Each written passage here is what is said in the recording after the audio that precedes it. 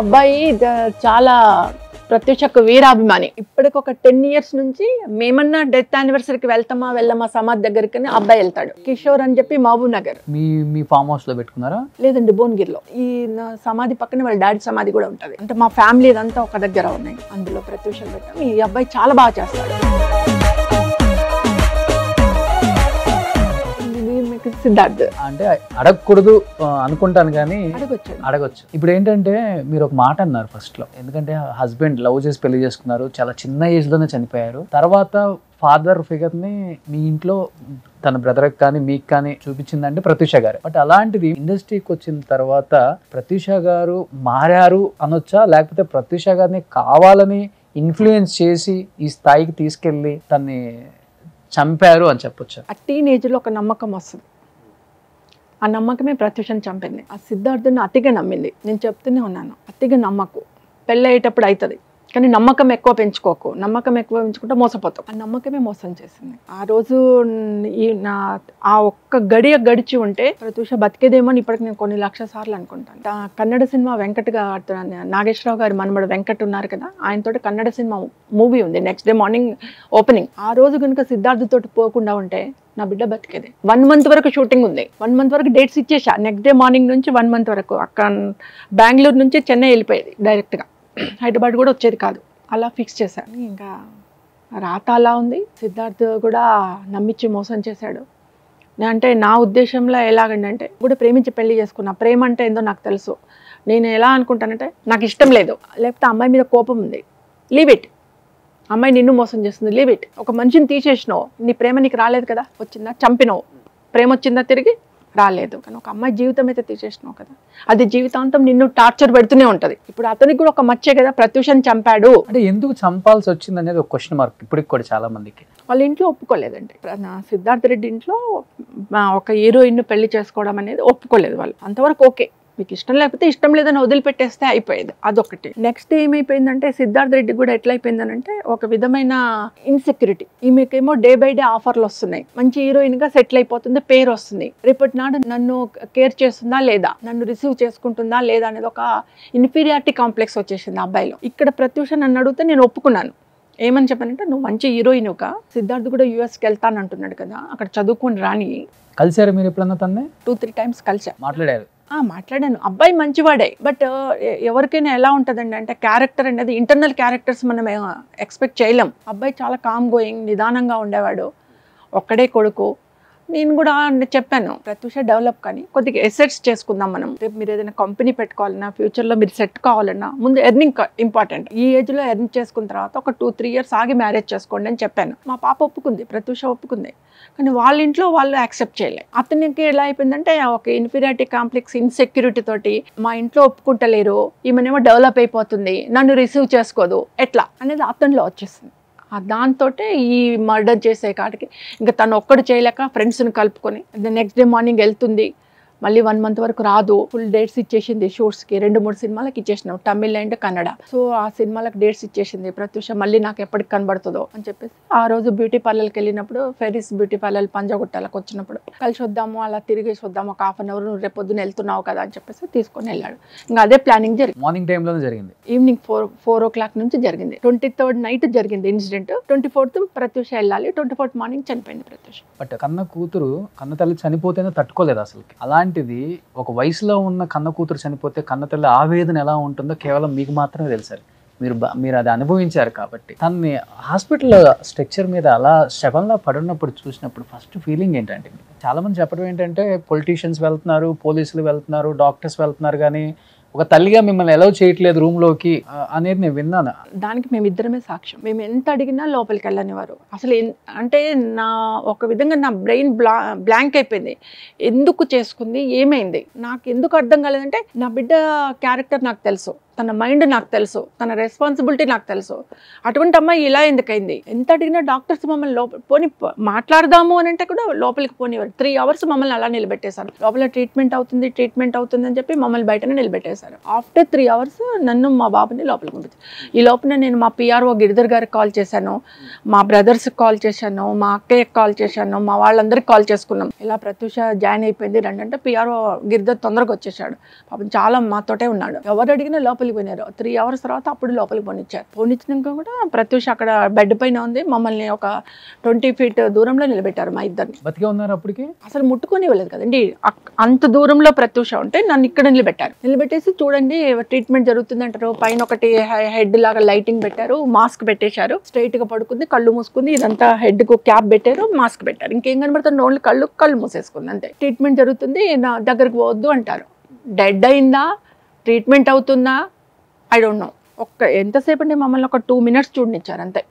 మీరు వెళ్ళి బయట కూర్చోండి, ట్రీట్మెంట్ అవుతుంది అన్నారు. మీకు ఇన్ఫ్లుయెన్స్ లేదు చేయడానికి? ఇన్ఫ్లుయెన్స్ లేదు. స్టార్టింగ్ నాకు ఎవరు తెలీదు. బయటకు వచ్చేసి కూర్చున్నాం నేను బాగా. కూర్చున్న తర్వాత మళ్ళీ ఒక 20-25 minutes తర్వాత మళ్ళీ పిలిచేసి ప్రత్యూష ఇదేనండి రింగ్.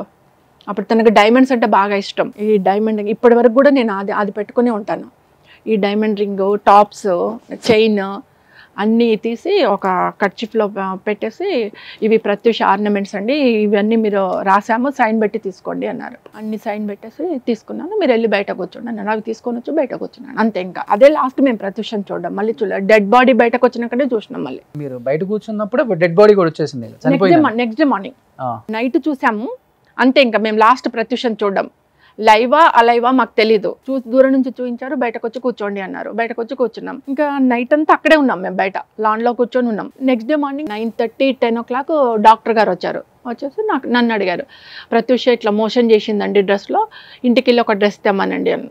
మోషన్ అయింది, ఇంకో డ్రెస్ అనక నాకు ఒక హోప్ వచ్చింది, బతికుంది కదా అనుకొని.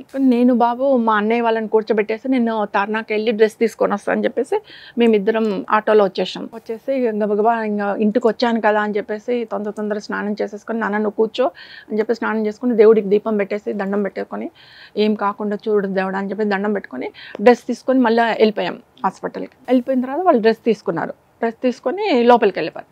డ్రెస్ తీసుకొని లోపలికి వెళ్ళిన 1/2 hourకి ప్రత్యూష చనిపోయిందని డిక్లేర్ చేశారండి. మీకు అక్కడ అర్థమైంది అనుకుంటా నాకు అప్పుడు అర్థం కాలే. ఆ టెన్షన్లో, ఆ బాధలో ఏమవుతుందో తెలియని కానీ తర్వాత కూల్గా ఆలోచిస్తే నాకు అర్థమైంది. ఓహో డ్రెస్ తెమ్మనేది ఎందుకా అంటే ఆ డ్రెస్ పైన ఉన్నాయన్నీ కూడా తీసేయడానికి, సాక్ష్యాలు దొరకకుండా చేయడానికి ప్రత్యూష డ్రెస్ చేంజ్ చేసిండ్రు. డెడ్ బాడీకి చేంజ్ చేసి దాన్ని తగలబెట్టేసాడు. ఇప్పుడు వాళ్ళు నేను అడిగినప్పుడు చెప్పింది ఏంటంటే ప్రత్యూష మోసం చేసింది, దాన్ని తీసుకెళ్లి డస్ట్బిన్లో వేసిండ్రు వర్కర్స్. మేము డస్ట్బిన్లో ఉన్న ఆర్టికల్స్ అన్నిటిని ఏ డే కాడే మేము కాల్ చేస్తాం, తగలబెట్టేస్తాం. అట్లాగనే ప్రత్యూషది కూడా తీసుకుపోయి తగలబెట్టేసిండు, ఎందుకంటే మోసం చేసిండ్రు కాబట్టి. పోస్ట్ మార్టం ఏం చేయలేదా? పోస్ట్ మార్టం చేశారండి. పోస్ట్ మార్టం ఇక్కడ గాంధీ హాస్పిటల్లో చేశారు. చేసినప్పుడు బాడీ మీద ఏమేమి ఘాట్లు? ఘాట్లున్నాయి, ఇక్కడ అన్ని ఘాట్లున్నాయి, ఇక్కడ అంతా తొడల మీద ఘాట్లున్నాయి, చెస్ట్ మీద, బ్రెస్ట్ మీద ఘాట్లున్నాయి.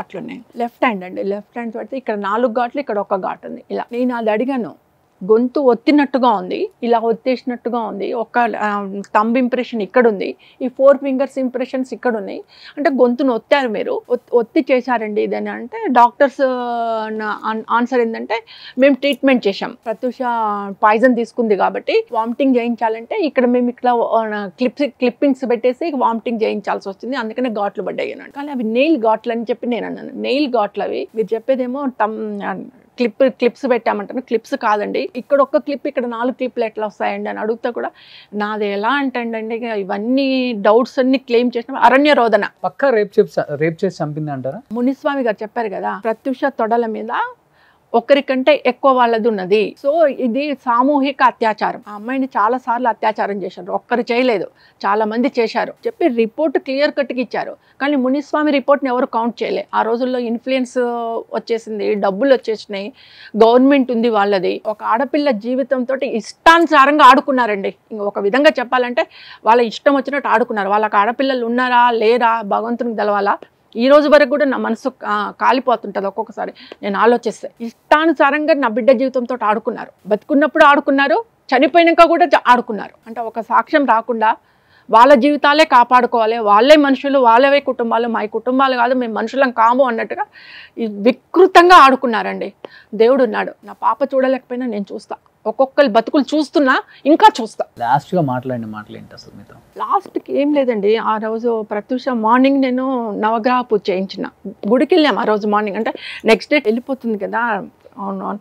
మూవీ ఓపెనింగ్ ఉందని చెప్పేసి నవగ్రహ పూజ చేయించినాం టెంపుల్కి వెళ్ళి. నేను బాబు మా అన్నయ్య కూతురు అందరం కలిసిపోయి పూజ చేసి ఇంటికి వచ్చేసాము. 1:32 అయింది. చపాతీ తింటామంటే చపాతీ చేసేసి మాకు ఇద్దరికి, మా అన్నయ్య కూతురు కూడా ప్రత్యూష లాగానే నాతో క్లోజ్గా ఉండేది. వాళ్ళు ఇద్దరికి తినిపించేసి కరెక్ట్గా 3:30కి వెళ్ళారు ఇంట్లో నుండి. నాతోటి ఏం మాట్లాడి నేను ఒకటే చెప్పా, అమ్మ నేను లగేజ్ అంతా సదిరేస్తున్నాను, మీరు తొందరగా వెళ్ళి బ్యూటీ పార్లర్కి వెళ్ళి ఫేషియర్, మెడిక్యూర్, పెడిక్యూర్ అవన్నీ చేంజ్ చేసుకుని వచ్చేటప్పుడు ఫ్లైట్ టికెట్లు తీసుకొని రండి, తొందరగా వెళ్ళిపోదాం, వచ్చేసండి, చీకటి పడకుండా రండి అంటే లిఫ్ట్ దాకా వెళ్ళి నేనే సెండ్ ఆఫ్ చేశాను. నేను మా సిరికి కూడా చెప్పాను, సిరమ్మ తొందరగా రండి, మళ్ళీ రేపు మార్నింగ్ వెళ్ళాలి మనము అని చెప్పేసి, లేదత్తా తొందరగా వస్తామని బాయ్ చెప్పి పంపించాను అంతే. అదే లాస్ట్ నేను నా కూతురుని ఎక్కడ చూడండి. మిస్ అయ్యారు? మీ అన్న కూతురు తింతో పాటు వెళ్ళింది కదా బ్యూటీ పార్లర్లో అండి. బ్యూటీ పార్లర్కి వెళ్ళిన తర్వాత లోపల ప్రత్యూష ఫేషియర్ చేయించుకుంటుంది, పాప బయట కూర్చుందంట లాన్లో, ఒక విజిటర్స్ రూమ్లో కూర్చొని ఉంది, ఎవరు సిరి. అప్పుడు సిద్ధార్థ్ వచ్చాడంట, వచ్చేసి ప్రత్యూష ఎక్కడుందంట, లోపల చేసుకుంటుందంట, నేను వచ్చానని చెప్పవా ఒకసారి అంటే లోపలికి వెళ్ళి చెప్పిందట, ఇట్లా సిద్ధార్థ్ రెడ్డి వచ్చాడంటే నాది అయిపోతుంది కూర్చోమని చెప్పాను. ఇంకా తను మెడిక్యూర్, పెడిక్యూర్, ప్రత్యూష అన్నీ చేసేసుకొని బయటకు వచ్చిన తర్వాత కొద్దిగా అలా డ్రైవింగ్ వెళ్దాము మనము, అట్లా వెళ్ళేసి వద్దాము ఒక 1/2 అవర్ అంటే, సిరెండదంటే అత్త తొందర రమ్మన్నది, మార్నింగే వెళ్ళాలి మనము, మళ్ళీ కష్టమైపోతుందంటే ఇప్పుడే వస్తాము అక్క, ఒక అక్క అని పిలిచేది, వదినమ్మని కూడా అక్క ఇప్పుడే వస్తాము, 15 మినిట్స్లో నేను వస్తాను, అలా తిరిగేసి వస్తాము ఒక 15 మినిట్స్, మళ్ళీ 1 మంత్ వరకు రాము కదా, అట్లా మాట్లాడుకొని వస్తాను, నువ్వు కూర్చో అక్క అంటే, మరి తొందర రావాలి అన్నదంట. సరే అని చెప్పేసి సిరిని అక్కడే కూర్చోబెట్టి వీళ్ళిద్దరు వెళ్ళారు కార్లో. వెళ్ళి ఇంకా వెళ్ళడం అటే, ఇంకా సిరిని కలవలే ఇంకా ప్రత్యూష. వెళ్ళిపోయి అలా తిరుగుతూ మధ్యాహ్నం 6 o'clock అలా నాకు కాల్ చేసింది. కాల్ చేసి ఇట్లా జయం ఆఫీస్ నుంచి కాల్ వచ్చిందమ్మా, నన్ను రమ్మన్నారు, నేను వెళ్తున్నాను, సెలెక్ట్ అయ్యానంట, ఒకసారి రమ్మన్నారు, నేను వెళ్తున్నాను, సిద్ధుతో ఉన్నాను అన్నది. జయం అంటే మన నితిన్ మూవీ, సదా బదులు తిని ఉండాలి, తను ఉండాలి, సెలెక్ట్ అయింది తను. ఓకే. అదే లాస్ట్ నాతో మాట్లాడు. అప్పుడు 6 అయిపోయింది, 7 అయిపోయింది, 7:30 అయిపోయింది. నేను తనకు మొబైల్ ఉంది, మొబైల్కి ఎంత కాల్ చేసినా ల్యాండ్ ఫోన్ నుంచి కలవట్లేదు, రింగ్ అవుతుంది ఎత్తట్లేదు, రింగ్ అవుతుంది ఎత్తట్లేదు, ఏంటబ్బా రింగ్ అవుతుంది ఎత్తట్లేదు, సరే ఎక్కడన్నా ఉందేమోలే అనుకున్నాను. నేను కాల్ చేసిన 1/2 అవర్కి నాకు కేర్ హాస్పిటల్ నుంచి కాల్ వచ్చింది. ఒకతను ఎవరో అన్నోన్ పర్సన్ కాల్ చేశాడు. కాల్ చేసి, అమ్మ ఇట్లా ప్రత్యూషను స్ట్రెచర్ మీద పడుకోబెట్టుకొని తీసుకెళ్తున్నారు హాస్పిటల్లో, మీ డాక్టరే అనుకుంటున్నాను నేను, ప్రత్యూష 100% ప్రత్యూష అని అన్నాను. నేను కోపడ్డాను, అతను నాకు తెలియదు కదా, స్ట్రెచర్ మీద పడుకోవడం ఏంటండి, మా బాబా బ్యూటీ పార్లర్ వెళ్ళిపోయింది. తను కూడా పక్క రూమ్లోనే ఉన్నారు కదా, పక్క రూమ్లోనే ఉన్నారు. తను హాస్పిటల్కి తీసుకొచ్చింది నేను తర్వాత ఎంక్వైరీ చేసి, హాస్పిటల్లో ఉన్న వర్కర్స్ని వాళ్ళని నేను సొంతంగా వెళ్ళి ఎంక్వైరీ చేసుకున్నా. ఎంక్వైరీ చేసుకున్న వాళ్ళు ఏమన్నారంటే, కార్లో తీసుకొచ్చారమ్మా, ఇద్దరు, ఒక అబ్బాయి వచ్చాడు, మీ పాప వచ్చింది, మీ పాపను ఫ్రంట్ సీట్లో కూర్చుంటే తీసి కింద, మీ పాప అప్పటికే పడిపోతుంది, తీసి కింద పడుకోబెట్టేశాడు, కింద పడుకోసి కార్ తీసుకుపోయి పక్కన పెట్టేసి వీల్ చైర్ తీసుకొచ్చాడు, ఆమెను లేపి వీల్ చైర్లో కూర్చోబెట్టాడు, మీ పాప హెడ్ ఇలా పడిపోయింది, తీసుకెళ్ళి రిసెప్షన్లో మాట్లాడాడు, రిసెప్షన్లో మాట్లాడితే పైకి ఐసీయూలో తీసుకెళ్ళమన్నారు. పాప ఆయన ఇద్దరు ఐసీయూలోకి వెళ్ళిపోయారు, ఆయన కూడా ఐసీయూలోకి వెళ్ళిపోయాడు, మళ్ళీ బయటకు రాలేదు, ఆయన ఒక రూమ్ లో పడుకున్నాడు, పాపను ఒక రూమ్ లో పడుకోబెట్టేశారు. పేరున్న పొలిటీషియన్స్ ఎంతలా చెయ్యొచ్చో తెలుసుకోవాలనుకుంటే ఇది ఒక ఉదాహరణ. నా బిడ్డ కేసు చూస్తే తెలిసిపోతుంది. బట్ ప్రత్యూష చనిపోయిన తర్వాత ఎప్పుడైనా కానీ, మీరు అన్నారు కదా ఒక 2-3 సార్లు నేను కలిసాను తన్ని అని, ఎప్పుడన్నా సిద్ధార్థ్ మీతో మాట్లాడటం కానీ ఇలా జరిగింది? లేదండి, నెవర్. అంటే నేను చూసింది నాంపల్లి కోర్టులో తను అక్కడ నిలబడి ఉన్నాడు, నేను కూడా నిలబడి ఉన్నాను, చెప్పమన్నారు అంతే. ఏడ్చేశాడు, అక్కడ కళ్ళ నుంచి నీళ్ళు వచ్చేస్తున్నాయి, ఆడ నిలబడ్డాడు.